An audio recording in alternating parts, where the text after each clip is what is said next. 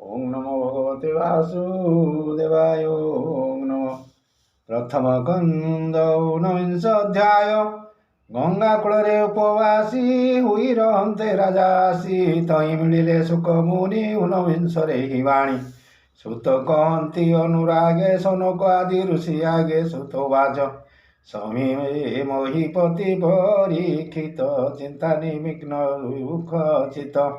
ଏକାନ୍ତେ ବସି ବିଚାରଇ ନିନ୍ଦିତ କର୍ମ କଲି ମୁହିଁ अर्जित कर्म वश हुई गुरु जेसने शिक्षा दे।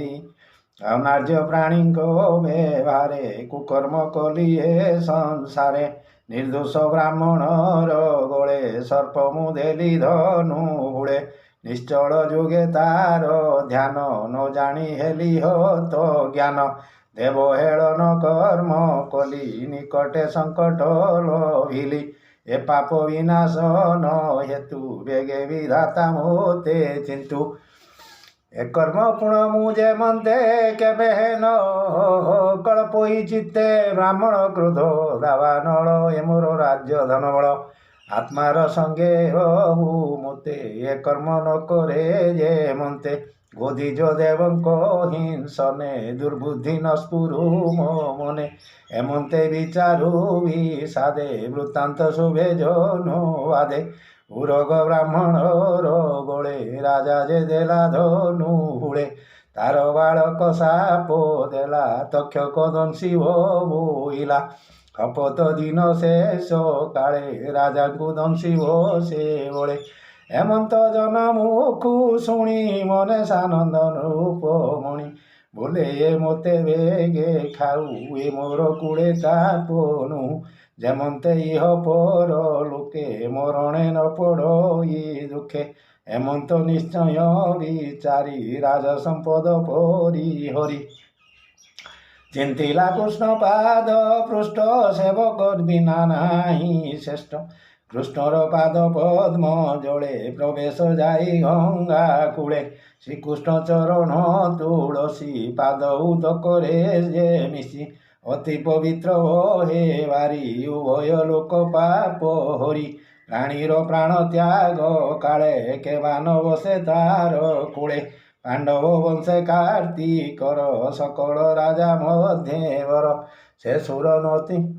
नदी तीरे जाई चित्ते गोविंद पद ध्याई विषय संग दूर करी अन्न उदक परी हरि मुनिक व्रते से निश्चले मन निवेशी गंगा जले से कथा शुणी मुनि जने जेवा थिले गिरिवने निज निवास उपेक्षिले हस्तिना नगरे मिलिले जेवा थिले जेहु देशे राजा को देखिबार आसे संगते घेनी शिष्यगण अपरे अशेष ब्राह्मण तांको महिमा केवा कहे तीर्थ पवित्र तांको देहे तीर्थ गमन छल करी प्रवेश जही दंडधारी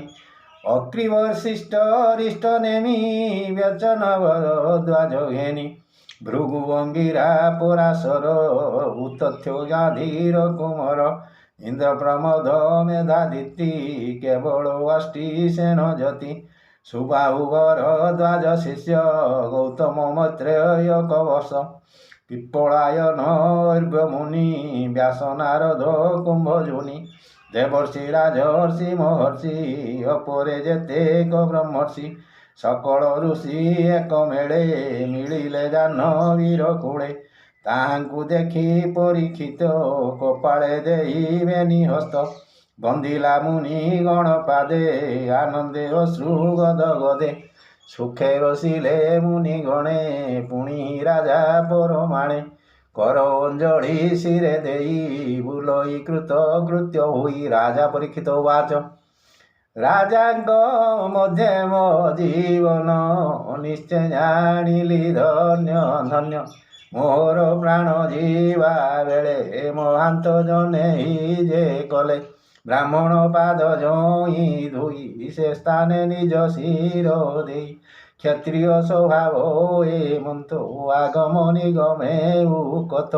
जे आलंघे दुष्ट पुणे दुखित हुई तो क्षणे ସେ ବିପ୍ରେୟାସୀ ଯାହାର ପାଶେ ବସନ୍ତି ମନର ରୋଷେ କାହାର ଭାଗ୍ୟ କି କହିବା ଯାହା ନ ପାନ୍ତି ସୁର ଦେବା ଅପରାଧ କଲି ବିପ୍ର କୂଳେ ଦେଖ ମୋହର ଅନ୍ତ କାଳେ ସର୍ବବିଷୟ ସଙ୍ଗ ତେଜି ବିଷ୍ଣୁ ଚରଣେ ଚିତ୍ତ ମଜି ତୁମ୍ଭେ ଅଶେଷ ବ୍ରହ୍ମ ଋଷି ମିଳିଲ ମୋର ପାଶେ ଆସି ବ୍ରାହ୍ମଣ ସାପ କୋପାନଳ ଏ ମୋର ବୈରାଗ୍ୟର ମୂଳ ଯେ କର୍ମ କଲେ ସଂସାରେ ପ୍ରାଣୀ ତରନ୍ତି ଭାୟା ଘରେ ତୁମ୍ଭର ଅନୁଗ୍ରହେ ସେବି ପ୍ରସନ୍ନ ହେଉ ଗଙ୍ଗା ଦେବୀ କୃଷ୍ଣ ଚରଣେ ମତି ହେଉ କୁହ କତକ୍ଷ କବା ଖାଉ ତେଣେ ସଂଶୟ ନାହିଁ ମୋର ସଫଳେ କୃଷ୍ଣ କଥା କର କୃଷ୍ଣ ବିଷୟ ହେଉ ମତି ତାର ସେବକ ସଙ୍ଗ ଗତି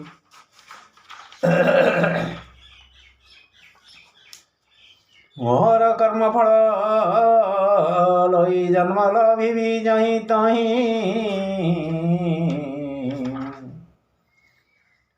ମୁଁ ତହିଁ କୃଷ୍ଣ ଦାସ ପୋଷେ ସେବିବି ଅଭୟ ଚରଣେ ଶରଣାଗତ ବୋଲି ମୁହିଁ ହେବି ପ୍ରେଭାବ ଦୟା ବହି ସକଳ ଯିବେ ମିତ୍ର ଭାବ ଯେମନ୍ତେ ହୋଇବ ସମ୍ଭବ ଏମନ୍ତ ମତେ ଦିଅ ବର ତୁମ୍ଭ ଚରଣେ ନମସ୍କାର ଏମନ୍ତ ମୁନିଙ୍କି ଜଣାଇ କୃଷ୍ଣ ଚରଣେ ମନ ଦେଇ ଜାହ୍ନବୀ ତୀରେ କୁଶ ଶଯ୍ୟା ଶୟନ ଅର୍ଥେ କଲା ରାଜା ପୂର୍ବ ଦିଗକୁ ଶିର କରି ଉତ୍ତର ମୁଖେ ଦଣ୍ଡଧାରୀ ଗଙ୍ଗା ଦକ୍ଷିଣ କୂଳେ ଶୋଇ କାରୁଣ୍ୟ ଜଳେ ଦୃଷ୍ଟି ଦେଇ ସେ ଜନ୍ମେ ଜୟ ସୁତ ତାର ତାସିରେ ଦେଇ ରାଜ୍ୟଭାର ଶେଷ ଋଷି ଗଣ ମଧ୍ୟ ମନ ନିବେଶୀ କୃଷ୍ଣ ପାଦେ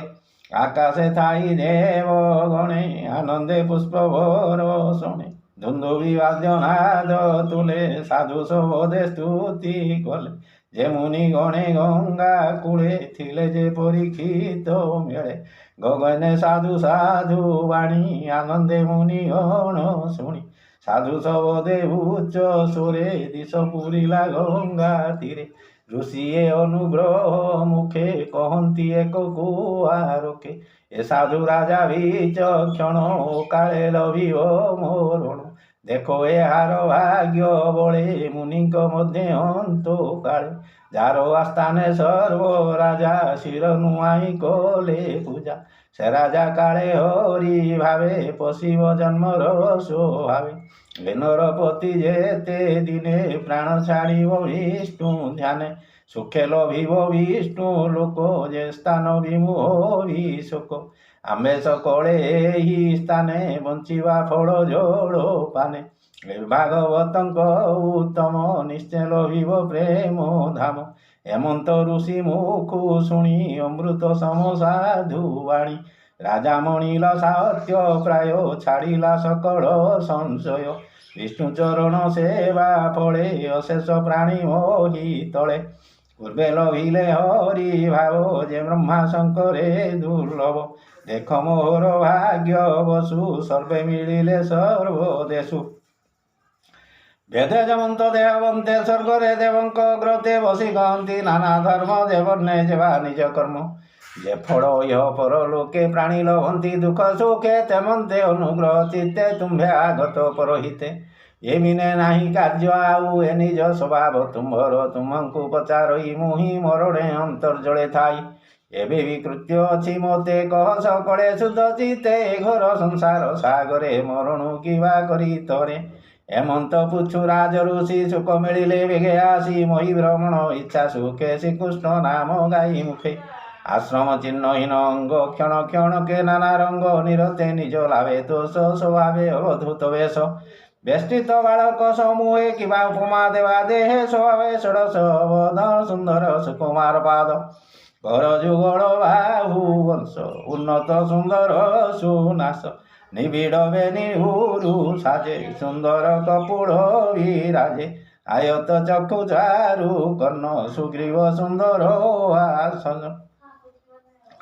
ମାଂସ ନିଗୁଡ଼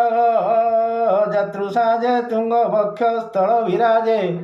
ତ୍ରିବଳି କୁକ୍ଷି ମନୋହର ଆବର୍ତ୍ତ ନାଭି ସୁଗଭୀର ବିସ୍ତୀର୍ଣ୍ଣ କେଶ ଦିଗମ୍ବର ବିଭୂତି ଭୂଷଣ ଶରୀର ପ୍ରଲମ୍ବ ଭୁଜ ଜାନୁ ଯାଏ ଦିଶେ ଅମର ପ୍ରାୟ শরীর বর্ণ রুচি শ্যাম রূপে তুলিত নুহে কাম কিয় বা দেবা ভোটান্তর কামিনী জনমনোহর